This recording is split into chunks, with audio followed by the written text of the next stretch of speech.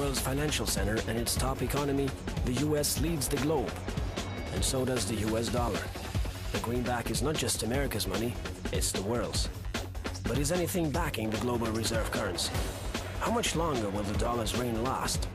And when it's over, who will suffer the consequences? Schiff, leading financial analyst, CEO of Euro Pacific Capital. Welcome to the program. Great to have you with us. Now, you've said it's not global turmoil but the Federal Reserve that's causing damage to investors and the U.S. economy. How so? Well, right now, a lot of people don't appreciate how much damage the Federal Reserve is actually doing because there's a lot of false optimism right now regarding the success of the Federal Reserve's QE program and its 0% interest rates. People believe that it's been successful at reviving the U.S. economy, and that's why there's some interest in the dollar in our markets. But all the Fed has succeeded in doing is exacerbating all of the problems that caused the '08 financial crisis, and they've inflated a much bigger bubble. So I think the crisis that we have coming is unfortunately going to be much worse than the one that passed. But if you look at all the geopolitical turmoil across the world, you have the crisis in Ukraine, you have the Middle East, you have the ISIS. It does seem that to a large extent the markets are shrugging it all off too. Why is that? Well, I think a lot of people are delusional. They believe in this false narrative. They have confidence in what the Federal Reserve has done. They believe the forecasts of many of the economists about vibrant growth in the U.S. economy in the years ahead, and of a tighter Fed where they raise interest rates and the economy continues to expand. All of that is impossible. The Federal Reserve has placed itself in a position where they can never raise interest rates. In fact, I don't think they're going to be able to go very long without launching another round of quantitative easing, because our bubble economy is completely dependent on the continuation of that policy. And when the Fed takes it away, we're headed for a massive economic collapse. So just let me clarify, are you saying that the worst is still to come? Is that your prediction? Well, absolutely. I mean, we haven't solved any of the problems that led to the '08 financial crisis. In fact, all those problems are now larger than ever because of what the Fed did. The Fed interfered and prevented the market from solving the problems that years of bad monetary policy created. And as a result, those problems are bigger and the crisis looms larger than ever. Let me ask you a few questions about the sanctions, because as you can imagine, it's a huge topic over here. Now, from where you stand, from your standpoint, as far as you're concerned, do you believe that the U.S. measures are genuinely hurting the Russian economy? Well, I don't know how much they are impacting the Russian economy, but I do think that the sanctions will undermine the U.S. relationship with Russia and with other nations. And of course, America depends on emerging economies like Russia, for example, to buy our bonds, to buy our treasuries, to help vendor finance the voracious appetite of American consumers, even though that appetite to consume is not matched by the ability to produce. So America really needs to live off of the charity of the rest of the world. And I think, obviously, it endangers that relationship when we antagonize all the people that we depend on. But how much exactly does America depend on economies like Russia?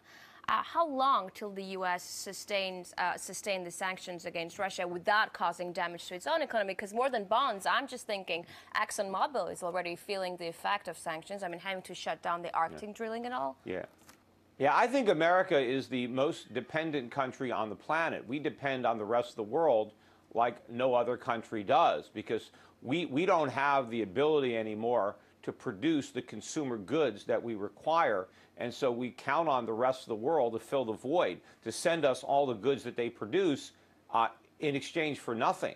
Because we don't have the exports to pay for our imports, we count on the world to lend us the money to buy the products that they produce. So we have the world's biggest trade deficits, the biggest current account deficits. We're the world's biggest debtor nation. And so in a way, we're like a global economic parasite. We feed off the rest of the world, and we need to maintain the illusion that the world depends on America instead of the other way around. But of course, in the long run, I think this relationship is doing far more damage to America than to the global economy, because eventually the world is going to figure out what we're doing, and they're not going to want to support it anymore, and the world will pull the plug on America. And then, of course, because this has gone on for so many years, and our economy has been able to evolve in such an unsustainable bubble fashion, that it's going to be very, very painful when we have to live within our means again and start to produce and save rather than just borrow and consume. Well, you're saying that it's an illusion that everything depends on U.S. economy so heavily. So would the U.S. have any real leverage in this economic standoff with Russia if it wasn't for Europe, if it wasn't for the EU who are imposing the tough sanctions? Yeah.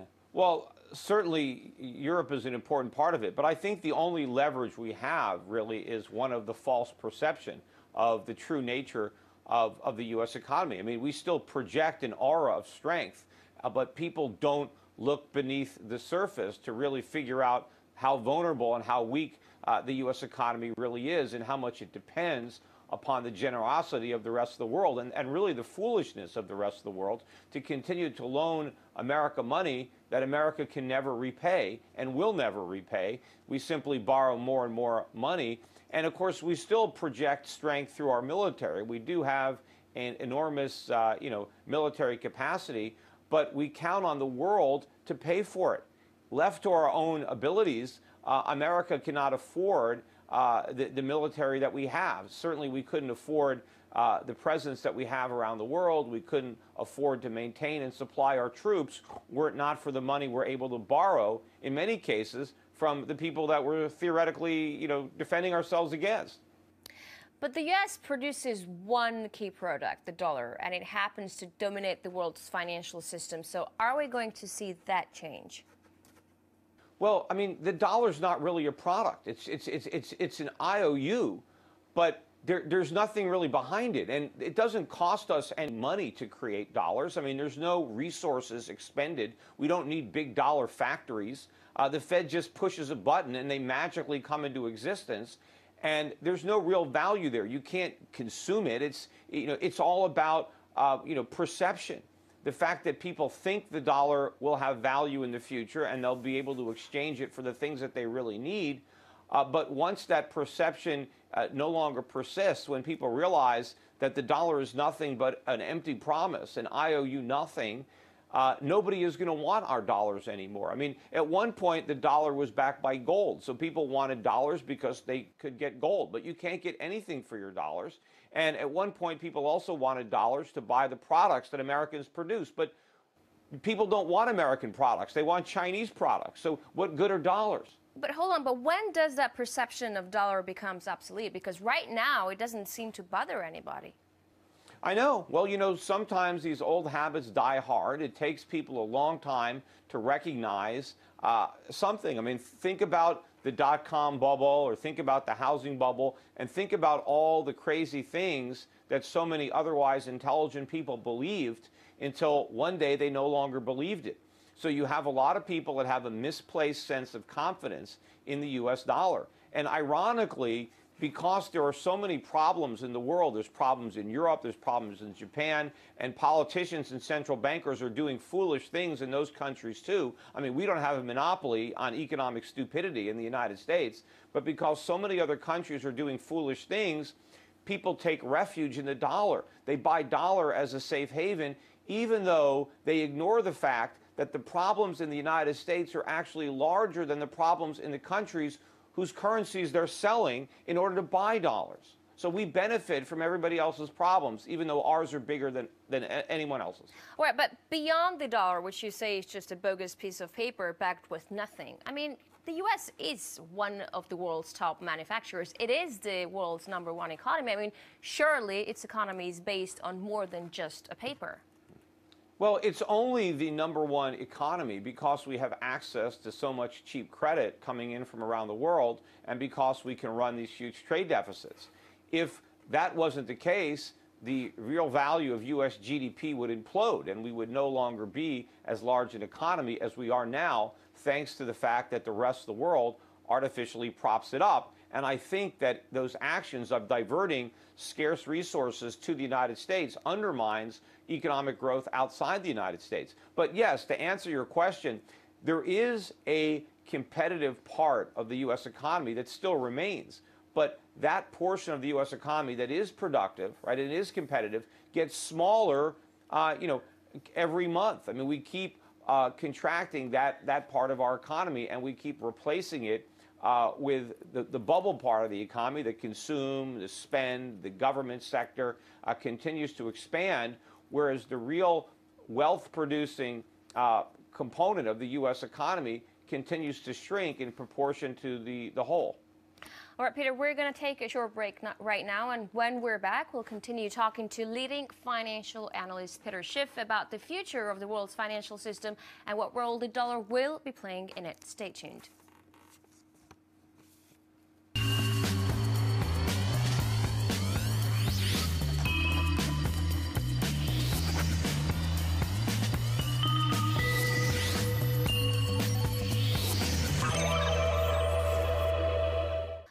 We're back with Peter Schiff, investment specialist, CEO of Euro-Pacific Capital. Great to have you back. Now, like you said, the U.S. economy policy allows it to take economic advantage of other countries. And yeah, we've seen many instances of that, growing richer as others grow poorer. Is that sustainable? Because it does seem to be working for America somehow. Well, no, it's not sustainable, because eventually the people who are working in factories for low wages around the world to produce products that Americans can enjoy but that don't produce, eventually the people in other countries are going to want to experience the gains. They're going to want to enjoy the fruits of their labor. Right now, America enjoys the fruits of everybody else's labor, and this is unsustainable. The crazy part about it is that economists, even in the countries that are undermining their own standard of living in an effort to prop up an artificially high living standard in the United States, think that they're acting in their own economic self-interest. Because you have countries that think that having a weak currency is good and promoting exports is good. But it's not. Exports are only a means to an end. It's only important to export to pay for your imports. You don't export for the sake of exporting, and you don't export for jobs. Again, jobs are a means to an end. What everybody really wants is a higher living standard, which means they want access to more consumer goods at lower prices. And most countries are pursuing economic policies that are at odds with their own self-interest. What would be better for other countries to do is to allow the dollar to drop, to stop buying dollars in treasuries, to allow their own citizens to enjoy the enhanced purchasing power that would come with a stronger currency so that they can buy more consumer goods and enjoy higher standards of living themselves. Do you believe the U.S. dollar is bound to lose its reserve currency status at some point? Yes, I do, because I believe that we will continue to live beyond our means in America. We will continue to print dollars and borrow money that we can't repay until finally we owe the world so much money.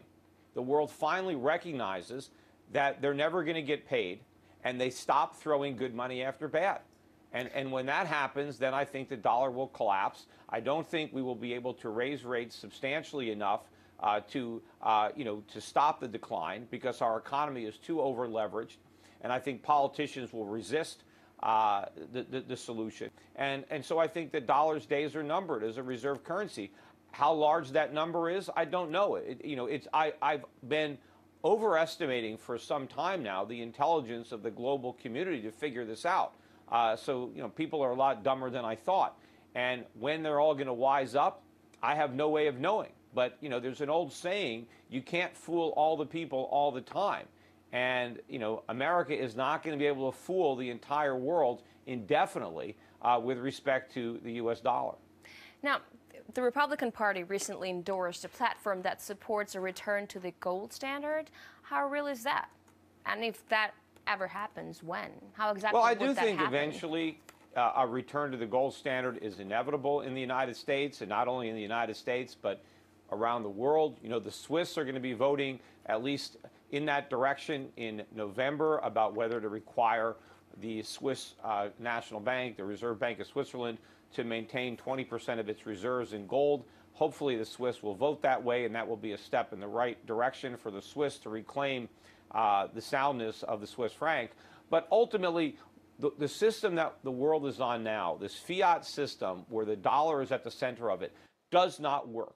And it is the root cause of all of the global economic imbalances. The booms and the busts and the financial crises have their roots in the current monetary system that cannot work and cannot function over time. And so eventually we will go back to a monetary system that works, and that is one that is anchored in gold, because money must have real value. It can't just be pieces of paper that politicians can print in unlimited supply. It must be tied to real production. It must have intrinsic value. There must be some limiting factor to limit its supply. And gold works better than anything else. It has worked spectacularly well in the past, and it will work just as well again in the future once we re-embrace it. Yeah, but what are the guarantees, though? What are the guarantees that a return to fixed currency would work now in the 21st century? I mean, it would mean a more volatile economy, higher average unemployment. What are the benefits of a gold standard for the United States now? No, it wouldn't.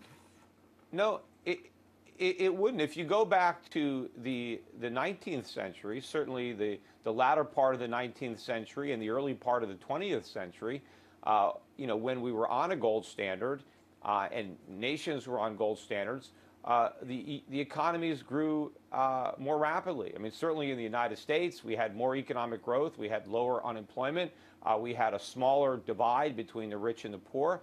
The country operated far more efficiently and to the benefit of more people when we operated under the discipline of a gold standard. The founding fathers, those who wrote the Constitution and founded the American Republic, they understood the benefits of sound money and the evils of paper money. And they put America on a gold standard from the very birth of the Republic.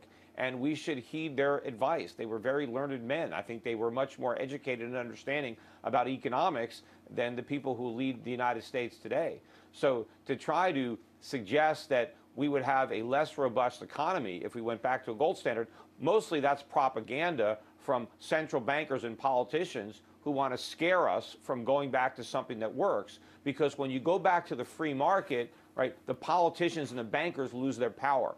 And they want to maintain their power by scaring people into thinking that if we just go back to freedom and market forces, that somehow that's going to be bad, and we have to surrender our freedoms to politicians and bankers because they know much better than the market. They can divine the proper rate of interest, and they can manage the money supply or centrally plan the economy, and that it's going to be more effective than free market capitalism. And that is just not the case. Now, Peter, some countries are already beginning to move away from the dollar. For instance, Russian oil companies are now accepting yuan payments, for example, and the Chinese currency may well substitute the dollar as the world reserve. Will that be a healthy move, you think? Well, I think for the rest of the world, yes. I think the more distance the world can place between itself and the dollar, the better, especially if they don't want to be subjected to the whim of American politicians. I mean, if you look at the sanctions that have been levied against foreign banks by the U.S. government, the ability of the U.S. government to sanction a German bank or a French bank or a British bank or even a Russian bank, all of that is because of the dollar's role as the reserve currency. If the dollar wasn't used as often, then our power would be gone. But I can already see that. Look, I own a bank in the Caribbean, Euro-Pacific Bank, and I've already seen in the 2 or 3 years I've been operating the bank a substantial decline in our dollar volume, in our dollar wire volume. We now are doing more business in euros than dollars, and this is because the banking sector is moving away from dollars. We're being punished for using dollars. It's more and more difficult because larger banks do not want to process wires in U.S. dollars because they're afraid of the regulatory impact that that's going to have coming from the United States. So it's really the currency that nobody wants to deal with in the global banking community, certainly for the smaller banks like mine. And so this is the beginning of a trend. And more people are going to be forced to move away from the dollar. And this is something that they should have done anyway. The crazy thing about it is the U.S. government is accelerating the process on its own with FACTA and with other regulations that have been implemented, which substantially increase the costs of doing business in U.S. dollars and therefore undermine the desirability of doing business in U.S. dollars. You know, several years ago, the World Bank said the world's financial system will be based on multiple currencies by 2025. Do you agree with that? And which currencies could step in? Well, it's already based on multiple currencies, but certainly the dollar is the most important of those currencies. And I do think that that will change over time. But I think that a currency crisis that's coming, a dollar crisis that's coming, will shake the foundations of the global currency markets. And I don't think that we could just move from, the dollar, one irredeemable fiat currency, to another. I don't think the yen is going to be the reserve currency. I don't think the euro could be the reserve currency. I don't think there's a single currency today that has the stature that the U.S. currency had when it was originally given that role. So I think the only thing that would make sense to me would be for individual central banks to once again hold gold as their primary monetary reserve, so that no single currency would dominate. Gold would be the backing, the anchor behind currencies. And of course, central banks could hold other currencies in addition to gold. But the role of gold is going to have to increase dramatically, particularly among the emerging markets. If you look at a lot of the Southeast Asian economies and Latin American economies, they have just a tiny percentage of their reserves in gold. The more mature European economies, of course, have much higher percentages of their reserves in gold. Okay. I got you. Now, you've argued in many instances that a crisis worse than the one we've seen in 2008 is going to happen. When are we to expect that? Well, to me, we're living literally on borrowed time, and probably what the catalyst is going to be. The world is waiting for the Fed to raise interest rates. I think before that happens, the Federal Reserve is going to launch an even bigger round of QE than the one they're almost finished tapering off. And I think when the world is shocked, into reality, when all of a sudden, instead of wondering when the next rate hike is coming, it's how much more QE are we going to get, I think that's a game changer in the dollar. And I think when the dollar resumes its long-term decline, and that begins to put much more upward pressure on consumer prices in the United States, and the rate of inflation really begins to accelerate as measured by the CPI, and the Federal Reserve does nothing about it and basically accepts the increased rate of inflation, dismisses it, tries to rationalize why it's a good thing, and this simply accelerates the loss of confidence in the dollar, and the dollar's decline accelerates to the downside. I think this will be the beginning of a currency crisis that will ultimately lead to this financial crisis, because when the dollar really starts to fall, the Fed has two choices: aggressively raise interest rates to defend the dollar, which will cause a crash in the stock market, a crash in the real estate market, cause the majority of U.S. banks to fail, and force the U.S. government to basically default on its obligations, including Treasury debt, or not raise interest rates, continue to subsidize and perpetuate the bubbles, and we have runaway inflation and the dollar becomes practically worthless. But those are the two alternatives. Neither one is going to be very good. Of course, runaway inflation and a worthless dollar, I think, are worse than the U.S. government defaulting on its Treasury bonds. But one of those things is going to happen. And of course, it's all a default, because if the government admits it can't pay its bills and defaults on its debts, or it repays its debts in money that has no value, the result is really the same from the perspective of our creditors, in that they don't get repaid, because either they get repaid in worthless money or they don't get any money. But the bottom line is still the same, because they can't buy anything with the value of the dollars they get for the bonds that they hold. All right, Peter, thank you very much for this interesting insight. We're talking to Peter Schiff from the Euro-Pacific Bank, leading financial analyst. We're talking about the role of dollar and the future of dollar in the world financial system, and also when the next global financial crisis will hit us. Thanks.